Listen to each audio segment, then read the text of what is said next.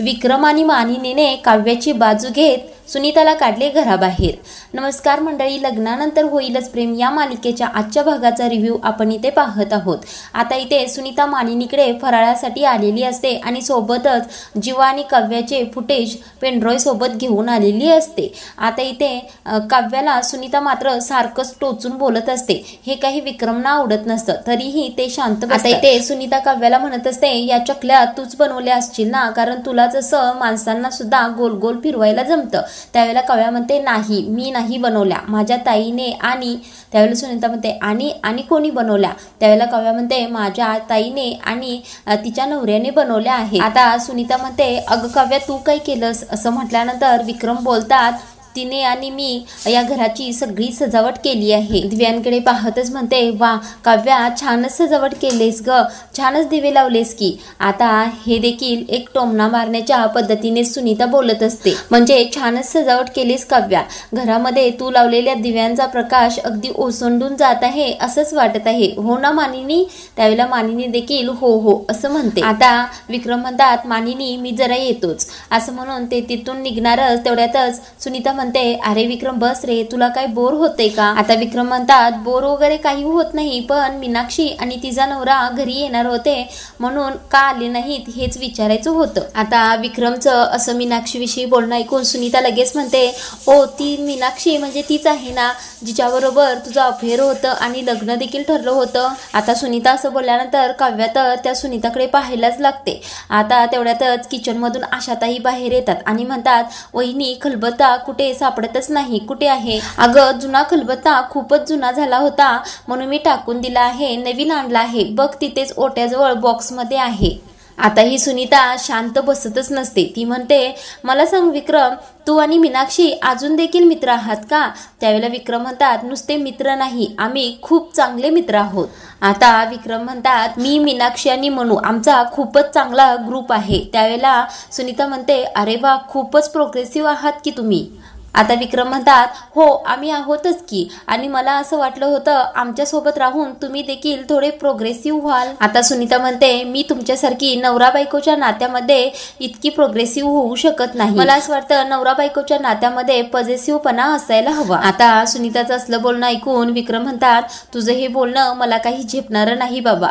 त्यावेळेला सुनीता म्हणते, विक्रम तुला काही राग येत आहे का? बरं मला सांग विक्रम, ज्यावेळेला तू मनू सोबत असतोस त्यावेळेला मीनाक्षी बरोबरचा एखादा क्षण तुला आठवतो का? जसे की मनूला गुलाब देताना मीनाक्षीलाही गुलाब आवडायचं असं तुला आठवतं का? आता मानिनी खूपच रागाने सुनीताकडे पाहत असते। आता सुनीता गुलाबाच्या बाबतीत असं म्हणतच काव्याकडे पाहत असते। आता मानिनी थोडीशी रागानेच म्हणते, सुनीता काय झाले तुला? तू सगळे असे विषय का काढत आहेस? असलं काय बोलत आहेस? आता सुनीता म्हणते, अगं मला पाहायचं होतं की लोक आपला भूतकाळ विसरतात की नाही ते, म्हणून तुझ्या सुनेला मात्र हे जमलेलं नाही। त्यावेळेला आता काव्या खूपच घाबरलेली असते आणि मानिनी म्हणते, नेमकं तुला म्हणायचं काय आहे? आता मला काय म्हणायचं आहे हे तुझ्या सुनीला बरोबर समजलं आहे मानिनी, असं म्हणत ती सुनीता उठूनच उभी राहते। आता हे ऐकून विक्रम खूपच चिडतात, काय काय चालला आहे हा सगळा तमाशा, असं म्हणतात। आता ती सुनीता चांगली खडसावूनच बोलत असते, तमाशा करायला आली नाहीये मी इथे, मी तुमच्या सुनेचा खरा चेहरा दाखवायला आली आहे, म्हणजे तिचा बॉयफ्रेंड कोण आहे हे दाखवायला तुम्हाला आली आहे। आता सुनीताचं असलं बोलणं ऐकून मानिनी खूपच चिडते। मानिनी म्हणते, सुनीता मी तुला काय सांगितलं होतं, काव्याच्या बाबतीत माझा गैरसमज झाला आहे आणि तो आता दूर झाला आहे, काव्या तशी नाही, तुला सांगून सुद्धा तू असलं का बोलत आहेस? तू हा विषय पहिल्यांदा बंद कर बरं। आता सुनीता म्हणते, अगं मी हा विषय थांबवला असता सुद्धा, पण मी तुला एवढं सांगून सुद्धा तू माझ्यावर अविश्वास दाखवलास, हे काही मला पटलेलं नाही, त्यामुळे त्या दोघांना एकत्र मी पाहिलं होतं आणि हे मी तुला पटवून देणारच। अगं तू मनू खूपच भोळी आहेस आणि तू तिच्या भोळेपणाला भुलत असेल, पण मी नाही। आज मी तुला पुराव्यानिशी तिचं अफेअर कोणाबरोबर आहे हे दाखवणार आहे। आता सुनीता तिने आणलेला बॉक्स उचलत मानिनीला देते आणि म्हणते, मानिनी हे घे, माझ्याकडून दिवाळीचं गिफ्ट आहे तुझ्यासाठी। आता मानिनी मात्र घेत असते। तेवढ्यातच विक्रम जोराने ओरडतात आणि म्हणतात, काही गरज नाही तिने दिलेलं गिफ्ट घेण्याची। आता विक्रम म्हणतात, हे बघ, आमच्या सुनेबद्दल तुझ्याकडून किंवा दुसरं कुणाकडूनही काहीही भलतसलतं आम्हाला ऐकायचंच नाहीये, कळलं का तुला? आता मानिनी सुद्धा खडसावूनच सुनीताला सांगते, बरोबर बरोबर बोलत आहेत विक्रम, माझ्या घरच्या लक्ष्मीबद्दल मला काहीही ऐकून घ्यायचं नाही. आता विक्रम म्हणतात म्हणूनच आता हे गिफ्ट वगैरे काय आणलं आहेस ना ते घे आणि निघ आमच्या घरातून. त्यावेळेला सुनीता म्हणते जाणारच आहे मी विक्रम, पण तुमच्या काव्याचा खोटेपणा सिद्ध केल्यानंतरच, कारण तुमची ही लक्ष्मी रोज तुमच्या डोळ्यात धूळ फेकते हे काही मला बघवत नाही. आता सुनीता तो बॉक्स देतच मानिनीला म्हणते मानिनी उघड हा बॉक्स. अगं उघड ना असं म्हणून जबरदस्ती करत असते, पण मानिनी काही त्या बॉक्सला हात लावत नाही. आता सुनीता म्हणते ठीक आहे तू नाही तर मी स्वतःच उघडते असं म्हणून सुनीता तो बॉक्स उघडते. आता सुनीता तो बॉक्स उघडते तर त्या बॉक्समध्ये पेनड्रॉय असतो. आता तो पेनड्रॉय हातामध्ये घेऊन सुनीता म्हणते या पेनड्रॉय मध्ये तुझ्या सुनेचं खरं रूप दडलेलं आहे. या पेनड्रॉय मध्ये तुझ्या सुनेचं आणि तिच्या बॉयफ्रेंडचं सीसीटीव्ही फुटेज आहे असं म्हटल्यानंतर काव्या तर पूर्णपणे हादरूनच जाते. आता सुनीता काव्याकडे पाहतच म्हणते आपले डोळे आपला कधीच विश्वासघात करत नाहीत. या पेनड्रॉय मधील फुटेज तू बघ आणि मगच ठरव कोण खरं आहे आणि कोण लक्ष्मी आहे. आता सुनीताचं हे बोलणं ऐकून विक्रम मात्र खूपच भडकतात आणि म्हणतात ए काय चाललं आहे, काय वागत आहेस तू, चल निघ आमच्या घरातून बाहेर. आता विक्रम खूपच जोराने ओरडत असतात. काव्या पटकन धावत विक्रमकडे येते आणि काका तुम्ही शांत व्हा असं म्हणत असते, कारण त्यांचा आवाज वरती जीवाला पार्थला ऐकू जाईल असं काव्याला वाटत असतं. आता विक्रम काव्याला म्हणतात अगं काय शांत बस म्हणतेस, तुझ्याबद्दल ती काहीही बोलत आहे, मी काय ऐकून घेऊ का, ए शांत बस आणि तू निघ आमच्या घरातून. आता ती सुनीता शांतच बसायला तयारच नसते. ती म्हणते एक मिनिट, मी माझ्या मनूसाठी इथे आले आहे. आमच्या भोळ्या मनूच्या डोळ्यावर जी झापडं हिने लावली आहेत ना ती काढायला मी आली आहे. आता ती सुनीता म्हणते आमची मनू खूपच भोळी आहे, शाळेत सुद्धा खूप जण तिला फसवायची, पण मी तिची कधीही फसवणूक होऊ दिली नाही. मी तिच्या पाठीशी कायम खंबीरपणे उभी राहिली, सतत तिला मी वाचवलं आहे. शाळेत असताना मी तिचा कधी हात सोडला नाही आणि आज सुद्धा मी तिचा हात सोडणार नाही. आता सुनीता म्हणते म्हणू तू बघच या पेनड्रॉय मध्ये काय आहे, मी लॅपटॉप सुद्धा आणला आहे. आता सुनीता लॅपटॉप काढते पिशवीतून बाहेर आणि लगेच उघडायला सुरू करते. तेवढ्यातच काव्या धावतच सुनीता जवळ येते आणि म्हणते काय काय चाललं आहे, तुम्ही काय करत आहात. आता काव्या खूपच चिडलेली असते. ती म्हणते काय काय मिळतंय काय तुम्हाला हे सगळं करून, आधीच मानिनी काकूंच्या आणि माझ्या नात्यावर खूप चरे पडले आहेत. आता काव्या हात जोडून विनंती करत असते, मी हात जोडते तुमच्या पुढे, विनंती करते तुम्ही असं काहीही करू नका. तुम्ही का मानिनी काकूंना असं सगळं सांगत आहात. आता ती सुनीता म्हणते का आता का घाबरत आहेस, भूतकाळ आहे ना तुझा, मग काय एवढी घाबरत आहेस. मला तर मानिनी सांगायची आमची काव्या खूपच बिनधास्त आहे, बेधडक आहे, आमची काव्या खूपच मनमोकळी आहे, मग कर नाही त्याला डर कशाची. आता काव्या सुद्धा खडसावूनच उत्तर देते. ती म्हणते गल्लत करताय तुम्ही, माझ्या मनामध्ये कसलीही भीती नाही आणि माझ्या मनात चोरी सुद्धा नाही. फक्त तुमचा मुद्दा पटवून देण्यासाठी तुम्ही जे वागत आहात ते चुकीचं आहे हे सांगत आहे मी तुम्हाला. आता काव्या म्हणते हे सगळं करून काय मिळणार आहे तुम्हाला. त्यावेळेला सुनीता म्हणते समाधान, समाधान मिळणार आहे मला.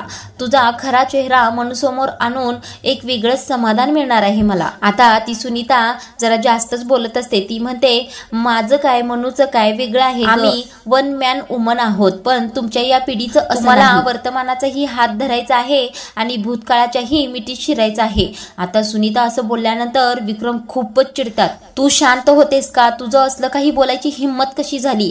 त्यावेळेला विक्रम जास्तच चिडलेला असतात. विक्रम म्हणतात मानिनी बघ तुझी मैत्रीण काय बोलत आहे, तू काहीच का बोलत नाहीस, तू का शांत आहे. आता सुनीता म्हणते ती काय बोलणार आहे, मानी आहे आमची मनू आणि तिला लाज वाटत असेल, काव्या माझी सून आहे याची. आता ती सुनीता म्हणते जी मुलगी लग्न झालेलं असताना सुद्धा बॉयफ्रेंडला कॅफेमध्ये चोरून भेटते, त्याच्याकडून गुलाब घेते, नवरा असताना सुद्धा त्याला नवरा मानते, नवरा असताना सुद्धा त्याला अंधारात ठेवते आणि असे सगळे चाळे करते, काय म्हणायचं अशा मुलीला.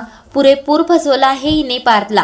अरे ही असली मुलगी ना विकून खाईल आपल्या पार्थला. आता काव्या पार्थचं नाव घेतल्यानंतर खूपच चिडते. बस आता खूप ऐकून घेतलं, तुमच्या तोंडात पार्थ देशमुखचं नाव अजिबात ऐकायचं नाहीये मला. पार्थ देशमुख सारख्या भल्या माणसाचं नाव तुमच्या तोंडामध्ये यावं असा हक्कच नाही तुम्हाला. मुळात कोणाच्याही आयुष्यात लुडबुड करण्याचा हक्क कोणी दिला तुम्हाला. सणासुदीच्या दिवशी दुसऱ्याच्या आनंदात मिठाचा खडा टाकताना काहीच कसं वाटत नाही तुम्हाला. आता ती सुनीता म्हणते म्हणते, वारे वा, चोर ते चोर आणि सिरजोर. मग तू एवढी खरी आहेस तर का आणलं नाहीस त्या मुलाला मानिनी समोर? तुला गेस्ट रूम मध्ये घालवलं, पार्थपासून दूर केलं, एवढं सगळं करून तुला त्रास झालाच नाही. उलट तुझ्यासोबत असं वागत आहे म्हणून मनूलाच त्रास झाला. पण तुला काहीच वाटत नाही त्याचं. तू तर ऐन वेळेला संधी साधलीस ना. पार्थला बरं वाटावं म्हणून तू जळता दिवा हातामध्ये घेतला होतास ना. आता ती सुनीता काव्याचा हात हातामध्ये घेतच म्हणते, कुठल्या याच हातावर जळता दिवा घेतला होतास ना. कधीपर्यंत? हात जळेपर्यंत की जीवा पाहीपर्यंत? त्या बिचाऱ्या जीवाचं काय? त्याने तुला पाहिलं आणि लगेच हॉस्पिटलला घेऊन गेला. पण तुझं काय? तू सगळा दिखावाच केलास ना. एवढं सगळं करून सुद्धा तू त्या मुलाला मानिनी समोर आणलंच नाहीस. पण मी आता त्या मुलाला मानिनी समोर आणणार आहे. मी दाखवते या पेनड्रॉइव मधील फुटेज, म्हणजे मानिनीला सुद्धा कळू देईल ना तुझे आणि त्या मुलाचे काय चाळे आहेत ते. आता सुनीताच्या हातातील पेनड्रॉइव पाहून काव्या खूपच घाबरलेली असते. तिला जीवाबरोबरचे सगळे सीन आठवतात. आता ती स्वतःच्या मनाशीच प्रार्थना करत असते, देवा हे सगळं थांबव प्लीज. मानिनी काकूंनी मला आणि जीवाला सोबत पाहिलं तर या घराचा श्वासच थांबेल. आता सुनीता लॅपटॉप उघडून तो पेनड्रॉइव लावतच असते, फुटेज शोधतच असते. तेवढ्यातच विक्रम खूपच चिडतात.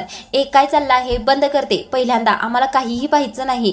मानिनी काय चाललंय ते पहिल्यांदा बंद कर. बस बस बस कर, हे काय करतेस तू? असं विक्रम खूपच जोराने बोलत असतात. तरी सुद्धा ती सुनीता काही ऐकत नाही. आता ती फुटेज सुरू झालेली असते. काव्या मात्र खूपच घाबरलेली असते. आता सुनीता पटकन मानिनीच्या हाताला धरून पुढे ओढून लॅपटॉप समोर घेते आणि म्हणते, मानिनी हे बघ फुटेज आहेत. आता मानिनी मात्र डोळे वटारून सुनीताकडेच पाहत असते, लॅपटॉपकडे पाहायलाच तयार नसते. त्यावेळेला सुनीता म्हणते, अगं माझ्याकडे नाही, इकडे बघ, इकडे पुरावा आहे.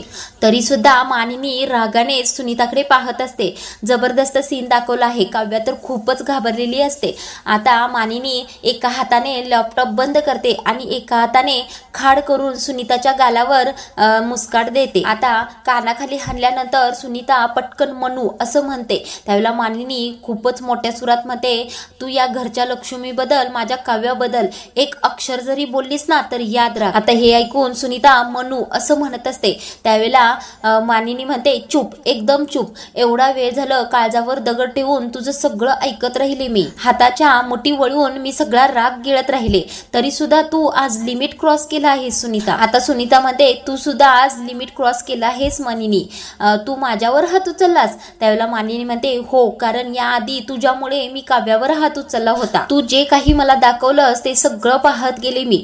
काव्याच्या खऱ्याला खोटं म्हणून तू मला दाखवलंस ते सगळं पाहिलं मी. आणि तू सगळं मला चुकीचंच दाखवलंस म्हणून ही चपराक तुला आहे. ही चपराक प्रत्येक सासूकडून आहे, जी सासू आपल्या सुनेबद्दल काहीही चुकीचं ऐकू शकत नाही. आता सुनीता म्हणते, अशा चुकीच्या सुनेबद्दल तुला काय खरं ऐकायचं आहे मानिनी? त्यावेळेला मानिनी म्हणते, अगं तू चुकत आहेस. अगं तुला काव्याबद्दल जे काही कळालं आहे, तू जे काही पाहिलं आहेस तो सगळा गैरसमज आहे. तू जे काही पाहिलंस त्या सगळ्याला तू तुझा रंग लावला आहेस आणि तू सगळं हे माझ्यासमोर नाचवत राहिलीस आणि मी सुद्धा तेच पाहिलं. यात माझी चूक आहेच, मला मान्य. उद्या मला विक्रम बद्दल कोणी काहीही चुकीचं सांगेल, मग मी काय ऐकत बसायचं का? विश्वास ठेवायचा का? मग मी काव्याच्या बाबतीत हे का केलं नाही? का नाही मी काव्यावर विश्वास ठेवला? का मी तुझ्यावर विश्वास ठेवला? शेवटी एक सासू आहे याचा रंग मी दाखवला. का नाही मी तिच्या डोळ्यातील पाण्यावर विश्वास ठेवला? मी तिची मैत्रीण का झाली नाही त्यावेळेला? एवढी धीट आणि खंबीर वागणारी काव्या एकदम घायाळ झाली होती, एकदम शांतच झाली होती बापडी. काही एक अक्षराने सुद्धा उलट बोलली नाही मला. मी काव्या आणि पार्थ मधली भांडणं पाहताना वाटेल त्या निष्कर्षावर गेले आणि मी तिच्यावर अविश्वास दाखवला. पण तसं काहीही नव्हतं सुनीता. म्हणजे 100 नंबरी सोनं असतं ना, ते कितीही अगीत टाकलं तर त्याच्यावर काहीही फरक पडत नाही, ते जास्तच उजळून वर येतं. माझ्या दोन्ही सुना म्हणजे नंदिनी आणि काव्या 100 नंबरी सोनं आहेत. त्यांचं ज्या परिस्थितीमध्ये लग्न झालं त्यावेळेला तू नव्हतीस, ती परिस्थिती तू पाहिलेली नाहीस. त्या परिस्थितीत दुसऱ्या कोणी मुली असत्या तर आतापर्यंत माझ्या मुलांना सोडून गेल्या सुद्धा असत्या. पण या दोघी सोडून गेलेल्या नाहीत, त्या अजून सुद्धा थांबल्या आहेत. मानिनी, मला काहीही सिद्ध करायचं नाही. तुझं घर, तुझी माणसं तू सांभाळ. पण मी माझ्या अनुभवावरून सांगते, माझी सून सुरुवातीला काकू काकू आणि त्याच्यावरून आईवर आली. खूप चांगली वागली, पण खूपच चंड असतात या आजकालच्या मुली. गोड गोड बोलतात आणि नंतर विश्वासघात करतात. आई आई करणाऱ्या माझ्या मुलाला माझ्यापासून दूर केलं तिने. दिवसभर काय झालं हे कॉपी पीट शेअर करणारा माझा मुलगा बाय आई याच्याशिवाय एक अक्षरही माझ्याशी बोलत नाही. या आजकालच्या मुलींना घरं तोडतात, आपल्याच मुलाला आपल्यापासून दूर करतात. आणि हे मी प्रत्येक सासूला समजावत जाईल. आणि त्या दिवशी तू मला भेटलीस आणि हे सगळं सांगितलंस. आता असं सुनीता बोलतच असते. तेवढ्यातच विक्रम चिडून म्हणतात, म्हणून तू माझ्या साध्या भोळ्या मनूचे कान भरले. काय ग, काय बोलतोय मी? ग घरी आणलेल्या सुना या पंथीसारख्या असतात, पंथीसारख्या. अगं या पंथी स्वरूपी सुना माहेरच्या आणि सासरच्या दोन्ही हुंबऱ्यांना उजळवून टाकतात, पण त्यांना सुद्धा गरज असते मायेची, आधाराची. आणि आम्ही सुद्धा आमच्या सुनांच्या बाबतीत हेच करत होतो, पण तू कान भरून सगळं वाटोळं करून टाकलंस. पण एक गोष्ट लक्षात ठेव सुनीता, दुसऱ्याच्या घरामध्ये अंधार करून स्वतःच्या घरातील अंधार कधीच कमी होत नाही. अरे मी टूरवर जाताना सासवा सुना गळ्यात गळे घालून हसत होत्या आणि परत येऊन बघतोय तर काही चित्र वेगळंच होतं. पण आता सगळा प्रकार माझ्या लक्षात येत आहे. आता सुनीताकडे बोट करतच विक्रम म्हणतात, तुझ्यासारख्या मंत्रा प्रत्येक घरात येऊन आग लावतात आणि सुनांना वनवास भोगायला भाग पाडतात. अरे गैरसमजाचे फासे फेकता तुम्ही आणि त्यामुळे घरे तुटतात, सगळे संसार तुटतात. आणि तुझ्यामुळे आमच्या घरात कित्येक दिवस झालं काय सुरू आहे माहित आहे का तुला? आता सुनीता शांतच बसत नसते. आता ती म्हणते, मनू विक्रम बोलता आहे ते कदाचित बरोबर असेल सुद्धा, पण तू हात पेनड्रॉय एकदा बघ आणि मग ठरव काय ते. आता आजचा भाग इथेच संपवला आहे. पुढील भागामध्ये मानिनी काव्याला म्हणत असते, काव्या तुला कुणाच्याच प्रश्नाची उत्तर द्यायची गरज नाही. आणि मानिनी तो पेनड्रॉय सुनीताच्या हातातून हिसकावून घेते आणि नवीन आणलेला खलबत्ता असतो त्यामध्ये टाकते आणि कचा चेचून त्याचे तुकडे करून फेकून देते. आता हा सगळा प्रकार वसुहत्या आणि रम्याने पाहिलेला असतो. आता वसुहत्या रम्याला म्हणत असतात, या पेनड्रॉय मध्ये नेमका काय प्रकार आहे आपल्याला शोधून काढायलाच हवं. आता ही सुनीता शांत बसते आणि वसुहत्या मागे लागतात काव्याच्या. आता पुढील भागामध्ये वसुहत्या नेमकं काय करणार आहे तेच पाहणार आहोत.